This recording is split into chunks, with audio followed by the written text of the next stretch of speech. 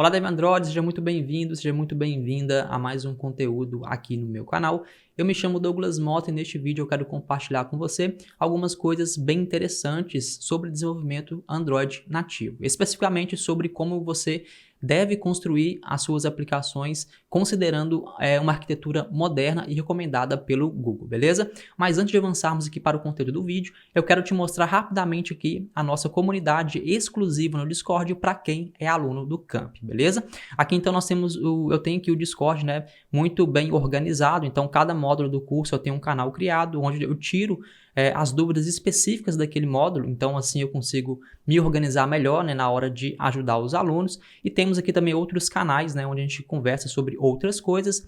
E pegando um gancho aqui do que o Daniel Lopes, né, um aluno do curso, ele mandou aqui neste canal para a gente poder discutir, tem a ver aí com a arquitetura moderna, né, de aplicações Android. E aqui ele mandou especificamente para a parte do Jetpack Compose, né, que agora nessa documentação a equipe do Google fala que para a construção de interface de usuário, o Jetpack Compose é recomendado, beleza?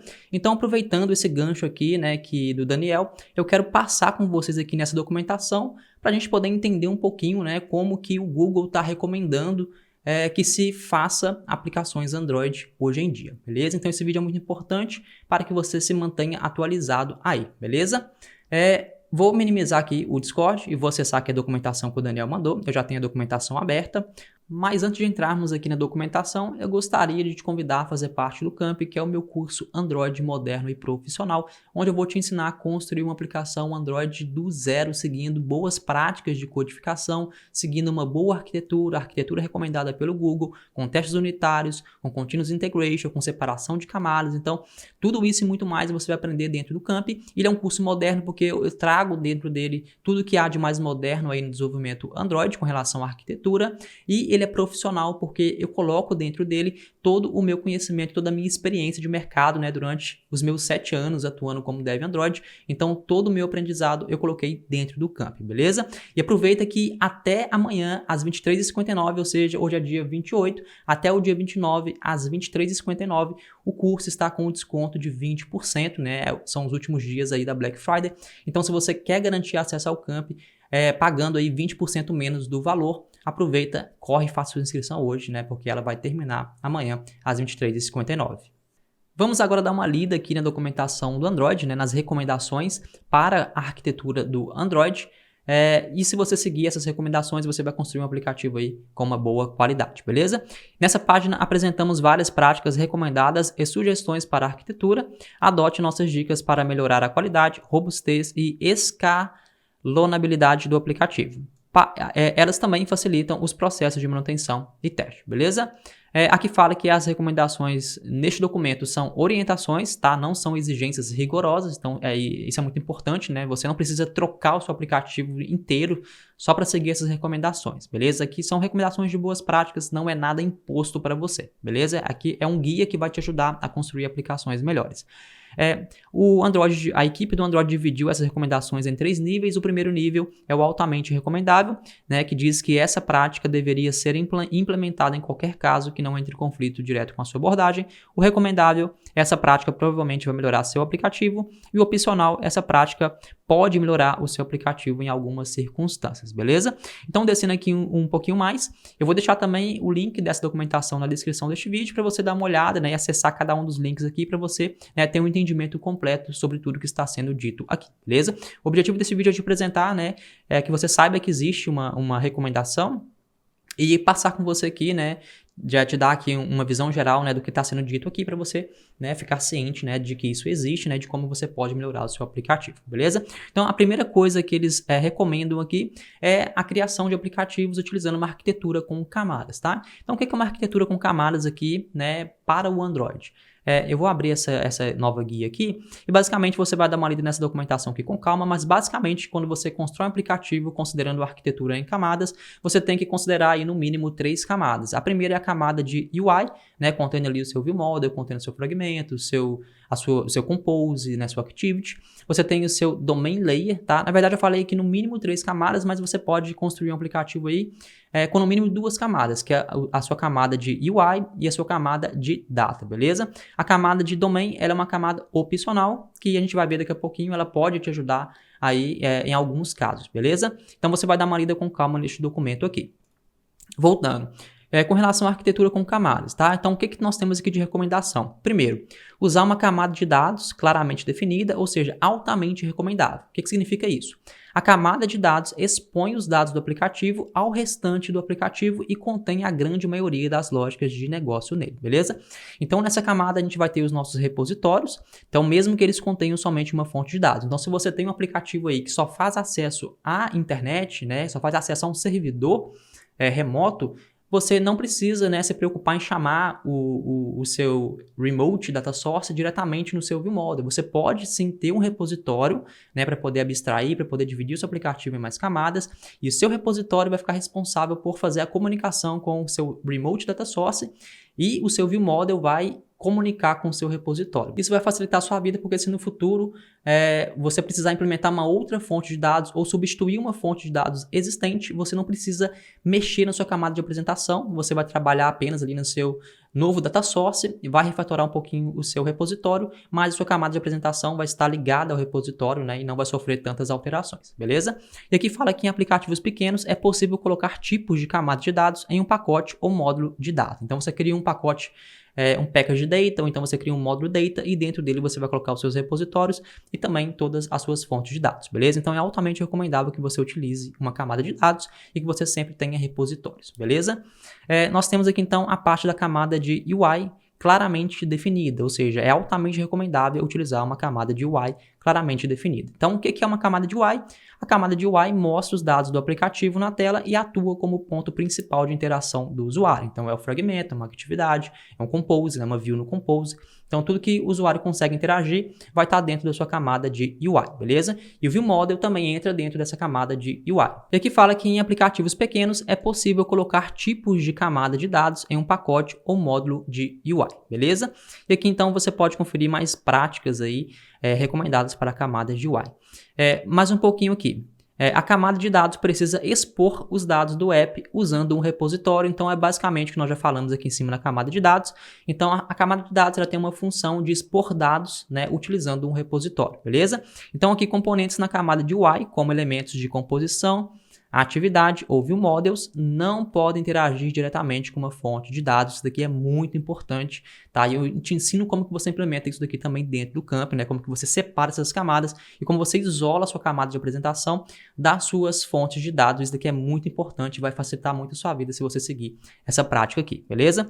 Então confira alguns exemplos de fonte de dados. Então nós temos aí banco de dados, é uma fonte de dados. Nós temos o Data Store, o Shared Preferences, API do Firebase, então tudo isso daqui é uma fonte de dados. Depois nós temos aí os provedores de localização de GPS, provedores de dados Bluetooth, provedor de status da conectividade de rede. Então eu já vi vários aplicativos aí onde tudo isso daqui é implementado diretamente no ViewModel, dificultando muito a manutenção do aplicativo, beleza? Então tudo que você tem aí de fonte de dados, extraia isso daí, tira isso do seu ViewModel, coloca isso na sua...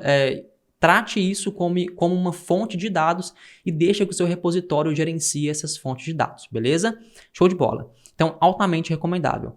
Aqui nós temos então que hoje em dia, né, para se construir aplicações Android, a gente, né, deve utilizar coroutinas e fluxos, né? Então, são os coroutines e os flows. Então, assim, se você vai construir uma aplicação do zero hoje, tá? Opte por diretamente trabalhar com coroutinas e flows, não trabalhe mais com o RxJava, tá?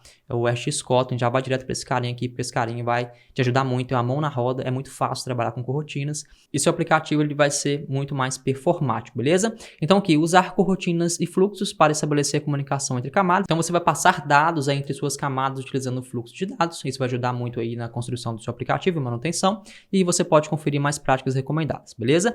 E aqui por último, né, usar uma camada de domínio, né, que aí dentro dessa camada de domínio você pode ter lá os seus use cases, por exemplo. E aqui fala, use uma camada de domínios se precisar reutilizar a lógica de negócios que interage com a camada de dados em vários ViewModels ou se quiser simplificar a complexidade da lógica de negócio de um ViewModel específico. Eu particularmente gosto muito de utilizar casos de uso nas minhas aplicações. Eu bato o olho ali em cada arquivo, né, porque cada arquivo de caso de uso representa uma ação na minha aplicação. Então, batendo o olho naquele pacote em específico, vendo todos os casos de uso da minha aplicação, eu já consigo ter uma noção muito grande do que a minha aplicação faz. E abrindo cada caso de uso, eu consigo navegar tanto para a camada de UI quanto para a camada de dados para ver, olha, qual camada de UI está utilizando esse caso de uso, qual camada de dados está utilizando esse caso de uso. Então eu consigo ali conectar essas duas camadas e entender muito melhor a lógica da minha aplicação, apenas tendo aqui essa utilização de casos de uso. Então assim, eu gosto bastante de utilizar nos meus projetos. Não é obrigatório você utilizar, para aplicativos pequenos então nem se fala, mas se você tem uma aplicação de médio porte, de grande porte, eu recomendo que você utilize casos de uso, porque ele vai ajudar bastante aí no entendimento da sua aplicação, beleza? Então, tudo isso que nós vimos aqui tem a ver com arquitetura em camadas. Descendo um pouquinho mais, a gente tem aqui mais simplificado, aqui, mais especificado, a camada de UI, beleza? Então, a camada de UI, a função dela é mostrar dados do aplicativo na tela e atuar como ponto principal de interação do usuário, beleza? Então, você pode ler com mais calma aí depois, mas basicamente nós temos aqui que seguir, né, altamente recomendável, seguir o fluxo de dados unidirecional. Então, você pode clicar aqui para você entender um pouquinho melhor, né, o que é esse tal de fluxo de dados unidirecional. Você também vai trabalhar com o View Model dos componentes de arquitetura do Android, então é altamente recomendável você trabalhar com esse View Model, porque ele vai te ajudar na questão do ciclo de vida, né? Sem você ter que precisar de se preocupar com isso, tá? Então é muito chato você ter que se preocupar com o ciclo de vida quando um fragmento está no estado X, quando você tem que matar um componente, né, em um estado Y. Então assim, para você não se preocupar tanto com isso, você utilizando os view models dos componentes de arquitetura, você vai ter sua vida muito simplificada aí, beleza?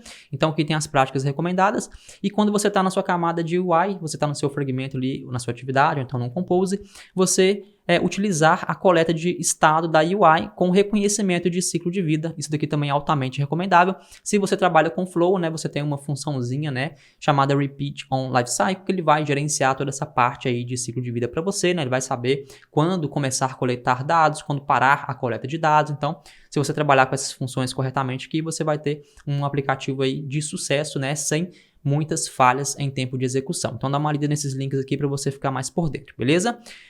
A próxima prática aqui, que também é altamente recomendável, não enviar eventos do ViewModel para a UI, beleza? Processe o evento imediatamente no ViewModel e cause uma atualização de estado com o resultado, beleza?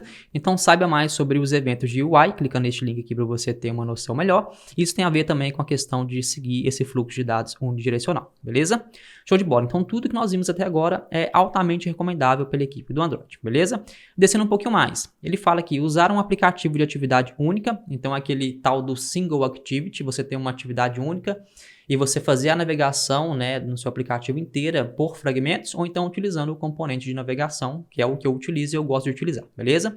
Então que fala, use fragmentos ou componente de navegação para alternar entre as diferentes telas e links diretos para o aplicativo, caso ele tenha mais de uma tela, tá? Então eu particularmente gosto de utilizar os componentes de navegação, e dentro do campo eu também ensino como que você implementa esse cara, multi-backstack, né? Eu te ensino a configurar esse cara direitinho dentro do campo, beleza?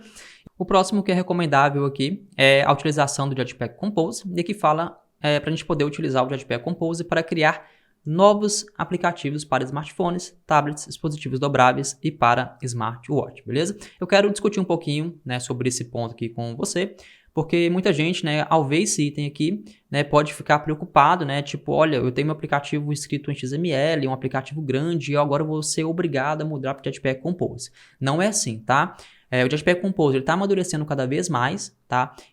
Você não é obrigado a implementar Jetpack Compose em seus aplicativos existentes e muito menos em novos aplicativos, tá? Aqui é recomendável para novos aplicativos, mas isso não significa que você necessariamente tem que implementar o seu próximo aplicativo utilizando Jetpack Compose, tá? Eu recomendo que você aprenda, que você brinque, que você fuce, né, bastante o Jetpack Compose, né, até que ele fique um pouco mais maduro, né, para que você possa, né, depois ter confiança suficiente para poder implementar esse aplicativo aí em projetos reais, beleza? Vou te contar uma historinha, né, um caso que aconteceu comigo recentemente, e isso aqui pode te ajudar bastante aí, né, a decidir, né, sobre qual ferramenta de UI você vai utilizar. Eu comecei um projeto recentemente na empresa que eu trabalho, e eu comecei esse projeto com o Jetpack Compose, tá? E eu sou o único dev Android no projeto. Depois de uma semana de utilização, né, do Jetpack Compose, eu desisti de usar esse cara e fui para a abordagem tradicional utilizando o XML, porque eu já tenho, né, eu já tenho proficiência com XML, né, eu performo melhor com XML, eu não tinha muito tempo para poder ficar estudando e pesquisando sobre Jetpack Composer e depois aplicando aquilo que eu fosse aprendendo no aplicativo profissional da empresa, tá? Então, eu desisti do Jetpack Composer e fui para a abordagem tradicional e não tem nenhum problema com relação a isso, beleza? O primeiro módulo do Camp, né, eu converso um pouquinho, né, com os alunos, né, sobre como que você decide, né, sobre arquitetura, sobre qual ferramentas e linguagens utilizar. Isso daí você não tem que utilizar porque é novo, porque é recente, né? Porque alguém está recomendando. Você vai utilizar com base no seu conhecimento, com base no tempo que você tem para estudar, com base na senioridade da sua equipe, tá? Não necessariamente você tem que implementar algo porque alguém está falando, beleza? Então eu decidi sair do Composer porque eu esbarrei em alguns problemas de navegação, né? O aplicativo que eu estou trabalhando hoje, ele tem algumas lógicas complexas, né, para poder fazer navegação e eu não encontrei nada no Jetpack Composer para me ajudar, né, com relação a essa tarefinha que eu tinha que fazer, eu acabei indo para o XML e tá tudo bem, não tem nenhum problema com relação a isso, beleza? Então eu quero te tranquilizar aqui, e se você já tem um aplicativo construído com XML, não se desespere, se ele está funcionando perfeitamente, continue com ele, né? Se você se você quiser implementar uma telinha ou outra com o Jetpack Compose, né, só para poder testar, né, e ver como é que ele funciona, para ele melhorar seu aplicativo, tudo bem também, beleza? Mas não se desespere, crie novos aplicativos com o Compose apenas se você se sentir confortável, né, depois que você tiver aí uma certa facilidade de trabalhar com ele, beleza? Eu, por enquanto, prefiro o XML, vou continuar com o XML porque, né, é o que me faz performar melhor, e eu ainda não consegui me adaptar muito bem com o Compose, mas com o tempo eu tenho certeza que eu vou conseguir, né, e todo mundo aí vai conseguir também, beleza? É uma quebra de paradigma, é um paradigma diferente, né, uma abordagem diferente, então realmente é um pouco mais difícil da gente poder acostumar com essa nova abordagem, beleza? Mas tome muito cuidado, isso é recomendável, não é altamente recomendável, então implemente aí no momento que você achar mais apropriado para você, beleza? Show de bola, vamos avançar um pouquinho mais, né, e que mostra um pouquinho, né, sobre como que deve ser aí a sua camada de UI, né, os seus fragmentos, né, o seu ViewModel. Então, basicamente, vocês instanciam o ViewModel no seu fragmento, e você tem aí, então, a questão do ciclo de vida, né, trabalhando aí com o View Lifecycle Owner, aqui com o Repeat on Lifecycle, para poder trabalhar corretamente, né, começar a coletar os dados, né, no estado de ciclo de vida correto. Então, assim, essa é a estrutura básica que você tem que ter aí no seu fragmento se você estiver trabalhando com essa arquitetura moderna, beleza? Show de bola. Avançando um pouquinho, aqui nós temos a parte do ViewModel, dos componentes de arquitetura, né? Então, o ViewModel você já deve estar acostumado com ele, então eu recomendo que você utilize esse cara aí sempre nos seus projetos. Os ViewModels são responsáveis por fornecer o estado da UI e o acesso à camada de dados, tá? Então, aqui confira algumas práticas recomendadas para ViewModel. Então aqui, por exemplo, os ViewModels precisam ser independentes do ciclo de vida do Android, então isso é muito importante, é altamente recomendável que você faça isso. Os ViewModels não podem conter uma referência a nenhum tipo relacionado ao ciclo de vida, beleza? Não passe o contexto da atividade, o contexto do fragmento, o contexto da aplicação ou os resources como uma dependência do ViewModel. Não faça isso, porque você pode estar correndo sério risco aí de ter um leak de memória no seu aplicativo, de ter problemas de performance no seu aplicativo, então não é recomendado que você faça isso, beleza? Caso um contexto seja necessário no ViewModel, analise se esse elemento está na camada certa, beleza? Então, mesmo que a gente tenha aí, né, o Android ViewModel, né, que a gente consegue receber um contexto lá, analisa, vê se é necessário, vê se você não consegue abstrair o seu código e colocar, né, em uma outra camada aquilo que precisa fazer acesso ao contexto da aplicação, tá? Então, deixa o seu ViewModel, né, trabalhar com essas outras dependências, né, que vão trabalhar lá com o contexto de uma maneira específica, e seu ViewModel recebe essa dependência, tá, via injeção de construtor, sem conhecer aí o contexto, ou atividade, ou fragmento, tá? Isso aqui é altamente recomendável, vai te ajudar bastante aí. Depois, trabalhar com rotinas e fluxos, altamente recomendável também. O ViewModel interage com as camadas de dados ou de domínio utilizando fluxos do Kotlin para receber dados do app e funções suspend para executar ações com o ViewModel Scope. Então, esse ViewModel Scope ele vai conseguir gerenciar corretamente o ciclo de vida, né, quando você estiver utilizando, trabalhando com outras camadas no seu aplicativo, beleza? Usar ViewModels na tela, ou seja, não use ViewModels em partes reutilizáveis da UI, em vez disso, use-os em elementos de composição de tela, aqui tem a ver com Compose, apenas atividades ou fragmentos, ok? E destinos ou grafos a usar navegação no Jetpack Compose, né? Que são aqui, né? Esse destino aqui é um fragmento também, beleza? Então, você nunca utiliza o ViewModel, é uma view específica, tá? Então, assim, você trabalha com ele sempre a nível de atividade, fragmento e Compose, beleza? Use classes de detentores de estado simples, tá, em componentes de UI reutilizáveis. Então, use classes de detentores de estado simples para processar a complexidade em componentes de UI reutilizáveis para que o estado possa ser elevado e controlado externamente, beleza? Então, vamos dar uma olhadinha no que significa esse cara aqui, mas basicamente eu acho que é quando você cria, né, aquelas CILD classes ou CILD interfaces, né, onde você consegue representar ali o estado de loading, o estado de sucesso e o estado de erro aí dentro do seu ViewModel, beleza? Não está carregando aqui porque eu estou utilizando a VPN para poder acessar aqui a Globoplay para assistir, né, os jogos aí da Copa, então depois você dá uma olhadinha com calma, beleza? Aqui então, olha que legal, ele fala para a gente não utilizar o Android ViewModel, aquilo que eu acabei de falar, né, anteriormente. Ele fala assim, olha, use a classe ViewModel e não o Android ViewModel. O Android ViewModel é aquela classe do ViewModel que você consegue ter acesso ao Application Context, beleza? E aqui fala, a classe Application não pode ser usada no ViewModel. Em vez disso, mova a dependência para UI ou para a camada de dados. Então, se você quer fazer a utilização do Application para poder acessar algum recurso aí do framework do Android, ou faça isso na camada de UI, né, no fragmento, no Activity, ou faça isso na camada de dados, passando o contexto da aplicação. Não utilize o Android ViewModel, porque ele vai dificultar a sua vida com relação a testes unitários, né, e outras coisas também, beleza? Então, recomendável, não utilize o Android ViewModel. Mas se você precisar utilizar esse cara por algum motivo, tudo bem, mas é recomendável você não utilizar ele, beleza? E aqui, por último, recomendável expor um estado da UI, beleza? Isso aqui é algo muito interessante também que eu ensino, né? Como que implementa isso daqui no Camp, né? É você ter aí um UI state no seu ViewModel, né? Representando o estado de loading, de sucesso, de erro. Então, você pode dar uma lida com calma aqui, né? Isso vai facilitar bastante aí a sua vida na hora de desenvolver os seus aplicativos, beleza? Então, aqui nós temos um exemplo de código, né? De como deve ser um ViewModel, né, expondo o estado da interface de usuário. Então veja que interessante, esse daqui é um ViewModel moderno, né, seguindo a arquitetura moderna, um ViewModel, né, trabalhando aqui com gestão de dependência, que recebe um repositório, nunca diretamente uma fonte de dados, e você tem aqui então o seu estado da interface de usuário. Então você tem aqui um Stateflow, contendo aqui uma CILD class, uma CILD interface, né, contendo aqui alguns estados, contendo o estado de load, contendo o estado de sucesso, né, etc. Então, é muito interessante, né, você trabalhar o seu ViewModel dessa forma aqui, beleza?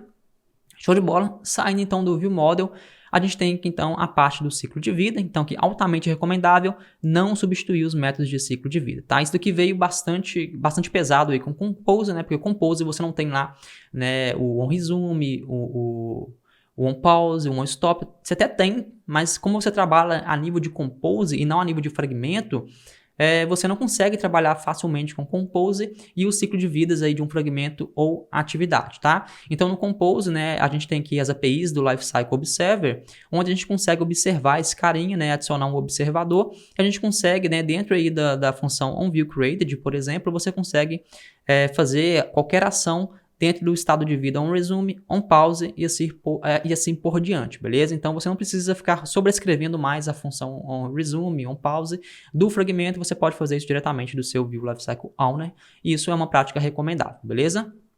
Show de bola!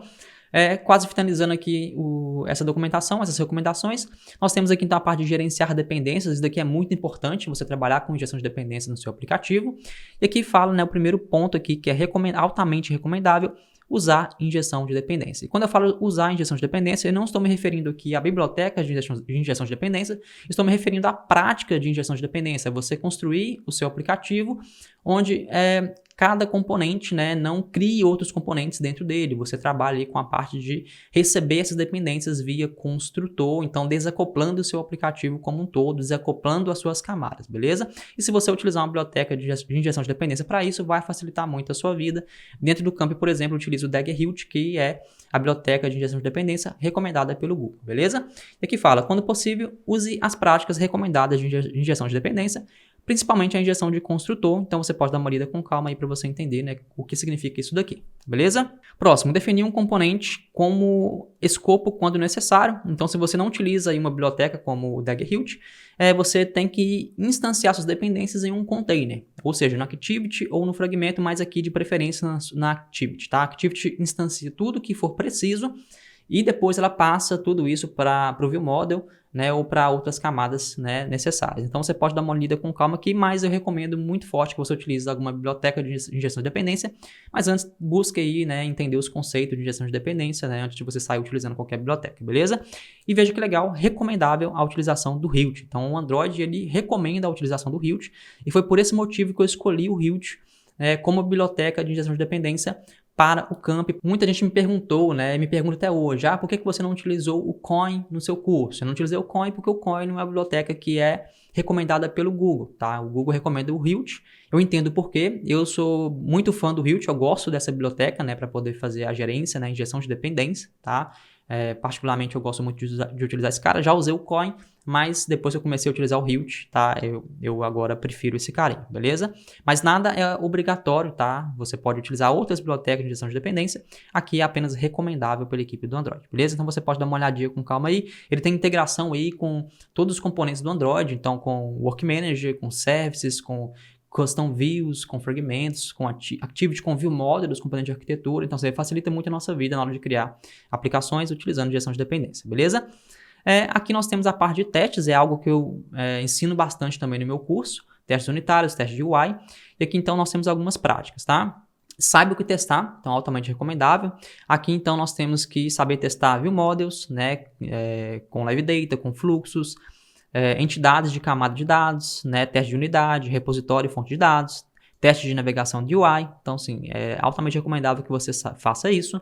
Aqui fala para você usar falsificações em vez de simulações. Então, tem a ver aqui com questão de mock, Mockito, né? Ao invés de você utilizar Mockito, por exemplo, você criar as dependências aí fakes, né? Então, sim, você pode dar uma olhadinha com calma aí como que você faz isso.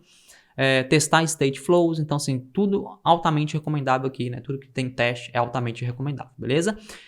Para poder quase fechar aqui, nós temos a parte dos modelos. Isso aqui é muito interessante também, né? Muita gente às vezes acha que é um exagero você ter um modelo para cada camada do seu aplicativo. E para aplicações de médio e grande porte não é nada exagerado, beleza? Eu estou trabalhando numa aplicação de médio a grande porte, tá? Eu considero que essa aplicação que eu estou nela hoje, né, na empresa, é uma aplicação de médio porte que vai chegar aí a grande porte, tá? Na quantidade de componentes, quantidade de módulos e de funcionalidades, beleza? E ter um modelo para cada camada me ajuda bastante, beleza? Então nós vamos entender um pouquinho o que significa isso. Então, criar um modelo por camada em apps complexos, tá? Apenas em apps complexos, se você tem um aplicativo simples, com poucas telas, não tem necessidade de você fazer isso, tá? Mas para aplicativos complexos, é recomendável, beleza?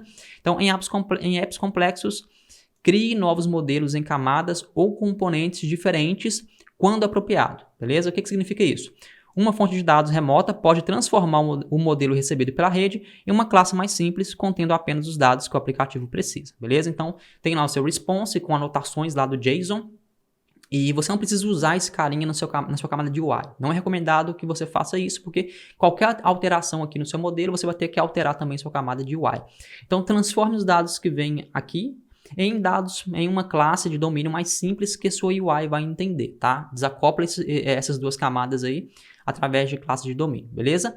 Aqui outro exemplo, os repositórios podem transformar modelos DAO em classes de dados mais simples, contendo apenas as informações que a camada de UI precisa. Então, por exemplo, você tem um outro exemplo que você tem lá os seus objetos de response, vai transformar esses carinhas em objetos de DAO para o seu banco de dados, e depois você vai transformar de DAO para modelos de UI, beleza? Então, é bastante comum também quando você tem essas três camadas aí trabalhando em um aplicativo que você faça essas transformações até chegar na sua camada de UI, e confia em mim, isso vai facilitar muito a sua vida no futuro, beleza? O ViewModel pode incluir modelos de camada de dados em classe de UI State, então chegando no seu ViewModel você pode fazer mais uma conversão ali e transformar mais um pouquinho ali a sua classe para uma outra classe de UI, né? Aqui uma classe de estado, para que a sua view saiba representar aquele estado corretamente, beleza? Show de bola! E aqui por último tem algumas convenções de nomenclatura, não vou passar, né, nessa parte que você pode ler com calma aqui. Tudo isso daqui é opcional, tá? Sinta-se livre aí para poder acessar a documentação e dar uma lida nessa parte aqui também, tá? Mas eu recomendo que você acesse essa documentação, navegue em cada um dos links que tem aqui se você quer construir aplicações Android modernas, seguindo aí uma boa arquitetura, boas práticas de desenvolvimento. Então, se você quer ter um aplicativo de alta qualidade, basta seguir tudo que está aqui, beleza? Então o vídeo foi esse, ficou um pouquinho grande, mas eu quis passar, né, por cada item aqui para a gente poder, né, juntos aqui ler, entender, né, e ver como que uma aplicação Android moderna deve ser criada hoje em dia. Então, sim, eu tenho certeza que esse vídeo aqui, se você acompanhou, né, até aqui, você tem um entendimento muito melhor, você já tem um direcionamento muito melhor de como criar suas aplicações e você já vai conseguir perceber, né, o que tem de errado na aplicação que você trabalha hoje em dia e vai buscar melhorar isso daí, beleza? Show de bola, espero que você tenha gostado deste vídeo, tá? Deixe sugestões de novos vídeos aqui na descrição deste vídeo, aqui nos comentários, tá? Que logo em breve vou trazer novos conteúdos aqui para o canal, beleza? É isso, não se esqueça de, né, acessar o link na descrição para poder dar uma olhadinha no Camp, né, para ver se faz sentido para você, e aproveita o desconto até às 23h59 do dia 29/11 de 2022, beleza? Então é isso, muito obrigado por ter ficado até aqui, eu te vejo no próximo conteúdo, muito obrigado.